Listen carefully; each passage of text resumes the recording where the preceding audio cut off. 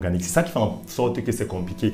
Alors moi, en thèse, je fais dans la modification des propriétés physiques, chimie et cristallochimie de la kaolinite. Ça veut dire que je fais quelque chose un peu fou. Donc je prends la kaolinite, j'intercale un composé polaire à l'intérieur, après je désintercale. On va se dire que non, en fait, si je mets un composé à l'intérieur, après je retire, normalement, c'est la même chose. Mais non, on va se rendre compte que le produit qu'on obtient à la fin, c'est parfaitement différent. Et le produit qu'on obtient à la fin, ce n'est pas le même produit qu'on avait au début. Parce que le produit qu'on a au début, on n'utilise pas trop ça pour les polymères, pour les plastiques. Or, lorsqu'on intercale, on désintercale, on parvient à avoir un produit qui est moins corrosif. Et ce produit qui est moins corrosif nous permet facilement de... Bonjour à toutes et à tous, bienvenue dans cette nouvelle vidéo sur Afrique Innoscience, votre chaîne préférée qui fait la promotion de la science, la technologie, l'ingénierie et les mathématiques en Afrique. Je suis Patrick Amounier. Sur cette chaîne, n'est-ce pas, nous présentons des profils intéressants. Aujourd'hui, nous avons le plaisir et l'honneur de vous présenter Monsieur Daniel Guinjo, spécialiste et chercheur en chimie des matériaux à l'université de Gouaikele à Yaoundé, au Cameroun. Je vous invite à regarder cette vidéo jusqu'à la fin parce que nous allons apprendre énormément de choses. Nous nous retrouvons juste après.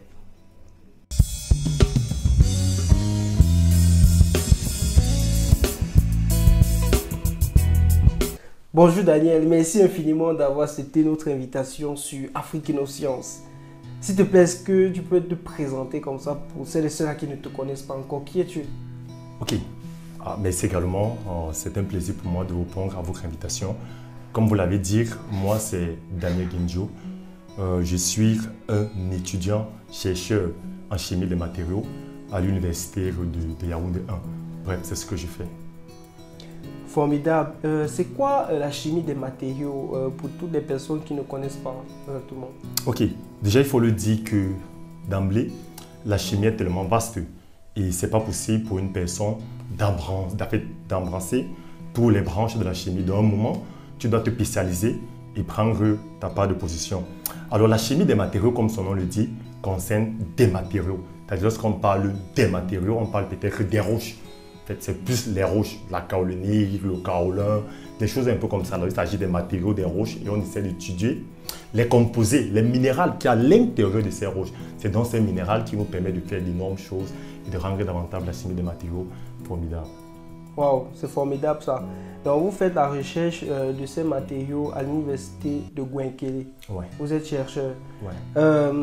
Comment est-ce que votre travail de recherche se passe? Est-ce que vous avez des appareils que vous utilisez pour faire des recherches ou vous faites des recherches plus dans le côté théorique, je peux dire ainsi? Ok, déjà, en tant que chercheur, il faut qu'on se dise la vérité. C'est qu'au préalable, il faut d'abord aller sur le terrain. Et moi, si vous avez vu, vous vous rendez compte que je fais plus dans le kaolin. C'est qu'il a tellement plusieurs types de matériaux. Mais je me suis beaucoup plus appesantir dans le kaolin. Pourquoi est-ce que moi j'ai choisi le kaolin pour travailler là-dessus? C'est d'abord premièrement parce que le kaolin, on peut facilement trouver ça dans mon pays, le Cameroun. Là, je le dis. C'est quelque chose qui est facile à trouver. Dans tellement de régions ici au pays, nous pouvons avoir la possibilité d'avoir le kaolin. Et c'est davantage pour nous une occasion de valoriser nos matières premières qui est le kaolin. Maintenant, lorsque nous, on prend le kaolin, ce n'est pas vraiment le kaolin qui nous intéresse, non. C'est le minéral qui est à l'intérieur du kaolin. Et ce minéral qui est à l'intérieur, c'est ça que nous appelons la kaolinite. En fait, c'est la kaolinite que nous, on va extraire du kaolin. Et pour extraire ça, nous passons par des lavages. Ça veut dire qu'on passe sur le site, on enlève la roche qui est le kaolin. Et après, on essaie de faire des lavages. On lave plusieurs fois avec des tamis. Et après, on extrait ce qu'on appelle la kaolinite. Maintenant, la kaolinite qui est le composé qui nous intéresse, là, il faut le dire, c'est un composé qui est utilisé dans beaucoup de domaines. C'est-à-dire lorsqu'on peut fabriquer les carreaux, les céramiques, on utilise la kaolinite. Lorsqu'on peut fabriquer le ciment, là, les géopolymères, on utilise également la kaolinite. Maintenant, moi, je veux utiliser la kaolinite pour faire dans la chimie des polymères. Et quand on parle de polymères, c'est les matières plastiques et tout et tout. Mais je me rends compte que les gens ne se lancent pas beaucoup dans ce domaine. Donc, les gens utilisent peut-être la monoronite, qui est aussi un autre minéral, pour facilement faire la chimie des polymères parce que la monoronite est déjà gonflable. Maintenant, la kaolinite a un problème un peu compliqué, c'est que c'est peu gonflant. et il a des liaisons hydrogènes qui font en sorte que ça ne permet pas l'interréaction ou bien la pénétration des molécules polaires ou bien des molécules d'eau et d'autres molécules ou des liquides organiques. C'est ça qui fait en sorte que c'est compliqué. Alors moi, en thèse, je fais dans la modification des propriétés physiques, chimie et cristallochimie de la kaolinite. Ça veut dire que je fais quelque chose un peu fou. Donc je prends la kaolinite, j'intercale un composé polaire à l'intérieur, après je désintercale.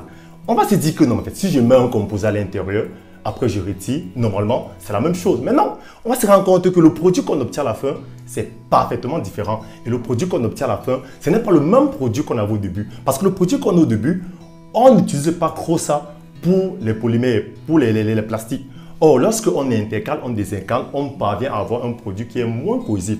Et ce produit qui est moins corrosif nous permet facilement de fabriquer, lorsqu'on mélange avec peut-être l'amidon de manioc, d'autres composés, pour avoir des polymères, donc tellement de composés, le caoutchouc, les plastiques et beaucoup d'autres choses. Et quelles sont vos difficultés lorsque vous essayez de faire tous ces mélanges-là, afin d'avoir les résultats escomptés? Quels sont vos challenges? Parce que forcément, vous avez besoin des appareils et aussi des moyens. Là, c'est vraiment ça la plus grande difficulté. En termes de manipulation, ça veut dire qu'on manipule puisque la terre, le kaolin, nous l'avons au pays, donc on peut partir dans un site, on récolte le kaolin, on essaie de laver pour avoir la kaolinite et on peut facilement intercaler. Il est bien vrai que les composés sont par moment, on n'a pas ici au pays, mais on peut passer des commandes pour avoir des composés tels que le DMSO, le diméthylsulfoxyde, pour intercaler à l'intérieur. Mais l'inconvénient, et ce qui rend un peu la recherche plus compliquée, toujours à notre niveau ici, c'est vraiment en termes d'analyse. Parce que on fait quand même l'effort, on va pas se mentir, on fait quand même l'effort qu'il a certains appareils, comme peut-être l'IR, l'infrarouge à grande formée de Fourier. Nous avons également ça, c'est un appareil qui nous permet d'identifier les différentes vibrations des liaisons. Donc on a l'appareil là ici. On a également, je pense qu'on a l'analyse thermique, c'est-à-dire l'analyse thermique, je crois qu'il y a un professeur à l'université qui a ça. Donc les deux appareils, nous l'avons. Mais moi, j'ai besoin de 4 analyses. J'ai également besoin de la fluorescence des rayons X. Ce que nous n'avons pas, mais ce que nous on fait la plupart du temps, c'est qu'on envoie le composé à l'extérieur et également la diffraction des rayons X, nous n'avons pas ici. Et ce qu'on fait le plus, c'est que lorsqu'on veut analyser avec ce genre d'appareil, on est obligé d'expédier le composé ou bien le produit à l'extérieur, après on nous envoie les résultats et on essaie d'interpréter. Merci infiniment, Monsieur Guinjo, pour toutes ces informations. Nous remarquons que votre recherche, votre spécialité concernant la chimie des matériaux est vraiment très fascinant. Et pour relever énormément de défis. Vous n'avez pas certains appareils comme infrarouge, ainsi de suite, ou bien rayon X qui vous permettent d'avoir les éléments nécessaires. Mais cela ne vous empêche pas de continuer. C'est vraiment formidable. Et vous êtes aussi intéressé par l'enseignement. Vous donnez des enseignements non seulement à l'université, mais aussi dans les collèges. Est-ce que vous pouvez nous donner votre motivation? Pourquoi est-ce que vous êtes dans l'enseignement et la recherche en même temps? Ouais, déjà, il faut le dire que moi, j'ai toujours... En fait, je suis du même point d'avis que ceux qui disent que la meilleure façon d'apprendre, c'est d'enseigner. Parce que je me rends compte que si je dois vraiment connaître, il faut que j'enseigne. Parce qu'en enseignant, j'apprends. Et puisque moi, j'aime apprendre, je suis obligé d'enseigner pour toujours d'apprendre. Bref, c'est ça ma première motivation. Donc, lorsque moi, j'enseigne, d'abord, premièrement, c'est pour apprendre. Donc, pour apprendre davantage, tu peux l'enseigner. Si tu n'apprends pas, sinon tu ne vas rien dire. Donc, moi, je fais l'enseignement parce que je veux toujours apprendre. C'est ma motivation première. D'accord. Et vous avez trouvé on peut dire des stratégies pour pouvoir passer l'enseignement dans le domaine chimique dans les collèges. Est-ce que vous pouvez nous en dire plus? Oui, déjà, il faut le dire, ça n'a pas été facile parce qu'à la base, comme vous avez dit, je suis un chercheur. Donc, l'enseignement que je donne, ce n'est pas vraiment avec un diplôme d'enseignant. On appelle ceci les enseignants vacataires. Donc, c'est une façon d'aider parce qu'on se dit qu'en recherche, on a quand même emmagasiné beaucoup d'éléments de base concernant la chimie, que ce soit organique ou bien inorganique. Et c'est ça qui nous permet, ou bien qui permet aux recruteurs facilement de nous prendre et de nous faire confiance pour travailler avec les enfants dans les collèges. Maintenant, lorsque nous on arrive dans des collèges pour travailler avec les enfants, ce qu'on fait le plus, c'est qu'on nous fait d'abord des tests et on se rend compte que nous sommes aptes et du coup, on nous insère dans le groupe des enseignants et on travaille les enfants. Maintenant, dans l'enseignement, il y a une chose qui est plus importante, c'est qu'on a changé un peu le système au Cameroun et s'évolue maintenant selon l'APC, l'approche par compétence. C'est une approche qui permet aux élèves de savoir que ce qu'on est en train de faire là maintenant, Ce n'est pas seulement pour dire que je connais, mais c'est pour se rendre compte que même dans la vie courante, ce qu'on fait peut être applicable. Et j'ai la chance que la chimie est une matière où on voit ça facilement parce que moi, j'ai toujours dit pour moi, la chimie, c'est la mère des sciences. Parce que si une personne dit que la chimie n'est pas la mère des sciences et que le même dit qu'il n'est pas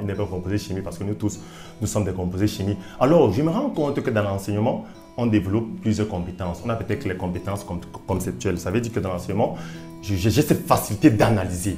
Je peux facilement analyser. Je comprends facilement parce qu'un bon enseignant est celui-là qui écoute, qui comprend en effet. Et également, il a cette façon d'agir dans la logique ou bien d'agir de façon scientifique. Il a également la compétence technique, c'est-à-dire la méthode, le processus de faire des choses que moi je capte énormément et qui m'aident. Et enfin, je veux parler de la compétence, la compétence habituelle ou bien la compétence humaine dans le fait de réagir avec des autres et tout et tout. Monsieur Genjo, nous sommes presque au terme de notre entretien. Est-ce que vous avez quelque chose de particulier à dire aux jeunes qui nous regardent actuellement? Déjà, il faut le dire que nous sommes toujours en cours, c'est parce que quand on demande de dire quelque chose en particulier, c'est comme si nous y étions déjà arrivés. Et ce n'est pas facile, mais c'est bien parce que nous sommes confiants et nous sommes fiers du chemin que nous suivons. Et moi, je peux donner comme conseil à plusieurs qui nous regardent que de ne jamais lâcher. La science et la technologie sont des valeurs sûres et formelles. Même si la vie est compliquée demain, tu es quand même sûr dans ton conscient et dans ton fort intérieur que tu peux faire certaines choses et que tu peux parler de façon aisance, au moins dans un domaine que tu maîtrises le mieux. Donc du coup, c'est quelque chose d'appréciable pour moi.